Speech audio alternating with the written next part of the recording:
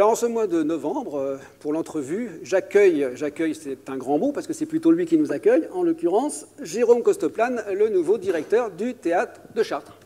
Voilà. Bonjour. Bonjour Jérôme. Bonjour ou bonsoir, puisque comme nous sommes un magazine web, on ne sait pas si c'est en plein milieu de la nuit qu'on nous regarde ou en plein jour. Donc c'est pour ça que je dis toujours bonjour, bonsoir. Donc bonjour, bonsoir Jérôme. Bonjour, bonsoir. Donc nouveau directeur du Théâtre de Chartres. Alors moi j'ai fait un petit peu dans mon introduction tout à l'heure, j'ai fait un peu le malin, mais c'est vrai qu'on est au cœur du débat là, parce que tu es là pour nous dire peut-être la différence entre enfin pas la différence justement, en quoi on peut concilier la culture et le divertissement. Parce que c'est pas ton rôle à la tête de ce théâtre. Alors, effectivement, j'ai envie de reprendre un peu ton introduction. Tu parlais de tragédie dans ton introduction, alors qu'on était sur de la comédie. Donc effectivement, la différence, elle est très très minime. Molière écrivait et c'est étrange l'entreprise, comme il est difficile l'entreprise de faire rire les honnêtes gens. Et effectivement, c'est quelque chose de compliqué, c'est souvent un tiroir. Donc la culture, c'est souvent, ça peut être divertissant, ça peut être autre chose. C'est une vision souvent très française, une question qu'on ne se pose pas à l'étranger. Et c'est une question que j'aimerais ne pas me poser. Qu'on peut voir dans cette saison des propositions qui sont très très vastes dans les genres et les formes. On peut avoir effectivement du cabaret du burlesque, on peut le percevoir comme du divertissement, on peut y voir aussi autre chose.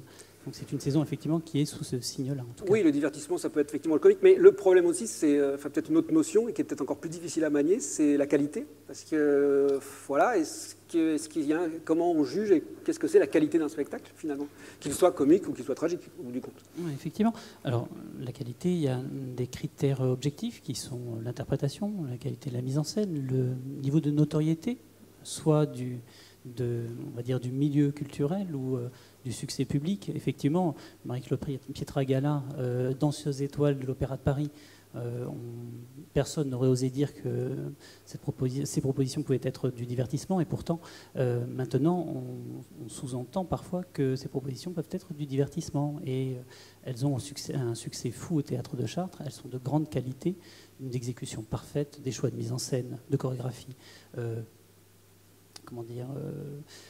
pertinent, audacieux, donc une proposition de qualité là aussi. Alors, on mesure, je pense qu'on mesure un peu, mais est-ce qu'on mesure le succès aussi à l'accueil du public et finalement au nombre de spectateurs est-ce que pour toi c'est vraiment c'est un critère important, c'est-à-dire qu'à partir du moment où c'est rempli, tu as rempli ta mission quelque part. Est-ce que c'est la priorité? Alors, je remplis. Voilà. Je remplis en partie ma mission. C'était aussi la priorité de Molière de remplir son théâtre.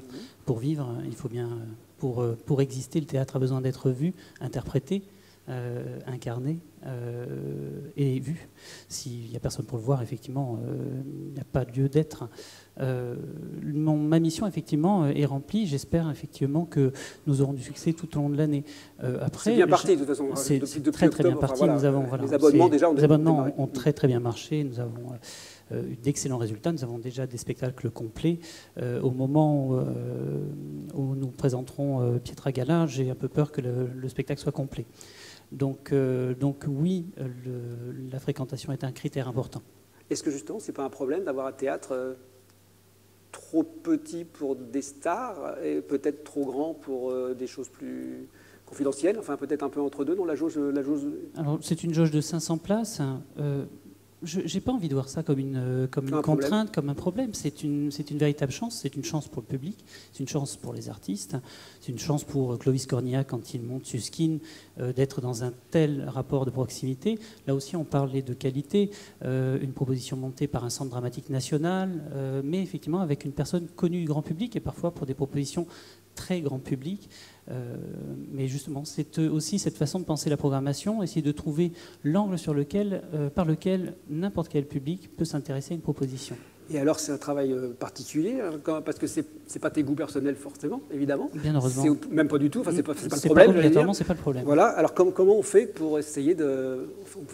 On lance pas des sondages, enfin, je sais pas. Non, on écoute, on traîne sur les marges du théâtre, on écoute ce que le public a à dire sur ce qu'il vient de voir, ou ce qu'il a envie de voir. parfois, on va dire que le sel de ce métier, c'est presque d'essayer de deviner ce qu'il aimerait voir sans que lui ne le sache véritablement. Oui, parce qu'il faut qu'il y ait des découvertes aussi. Il faut aussi aller au-devant de ses désirs. Effectivement, et aussi parfois le faire réaliser que la surprise, elle est au coin de la rue. C'est que nous avons des artistes ici qui sont de grande qualité et qui ont besoin d'être révélés. Oui, et donc ça fait partie de mes missions. De ne pas oublier les locaux. Bah oui, Effectivement, oui. On va dire sans connotation péjorative dans le terme local. Des projets ambitieux, audacieux. Là aussi, je parlais d'audace. Pour la danse, on parle du projet de Pierre Doussin, de la compagnie des Acharnés, les Masses Merveilleuses. Voilà.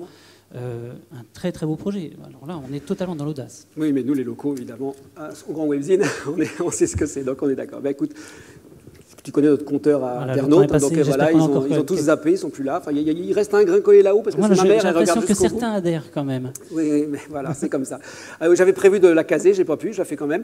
Antoine Vitesse a dit que le théâtre devait être élitaire pour tous, hein, c'est bien connu, mais bon, si seulement, hein, c'est ce qu'on essaye toujours, mais voilà, c'est l'ambition. Ben, merci beaucoup. Merci à vous. Et puis on va terminer encore en retrouvant Urbain Lambert avec un morceau qui cette fois s'appelle Gigi Kell, je l'ai dit tout à l'heure. Urbain Lambert.